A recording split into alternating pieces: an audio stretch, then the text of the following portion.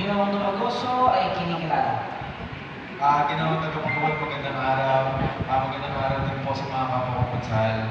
Ako po ay tumatayo dito, buong puso, dahil nagpapahayag ng taos-pusong pasasalamat, magkilala at magpupugay sa Departamento ng National Defense, sa Office of Civil Defense at sa Armed Forces ng Pilipinas. Dahil sa mabilis na tungkol sa nangyari sa una ng isang araw, kahapon lang po sa Aroma Temporary Housing dito sa Tondo, Maynila, sa distrito namin na ko po.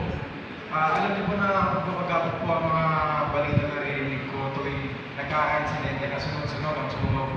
Kaya po sa gitna po ng takot, sa gitna po ng panganib, itong mga pinasasalamatan ko po, ay mabilis po sila agad umaksyon. Ito po ay naging maayos, maagap, at dahil po dito maraming buhay at sa kanilang mga arian ay naisalba. Kaya po, papasalamat po ako sa kanila. At ito rin po, siguro isang advice ito ay isa rin paalala sa lahat ng naririnig ngayon, nakikinig ngayon, na pwede rin po kayo umasa sa pagtutulungan ng local at national na pamahalaan. Kaya naman po, ako po muli ay tayong team nagpapasalamat sa Departamento ng National Defense.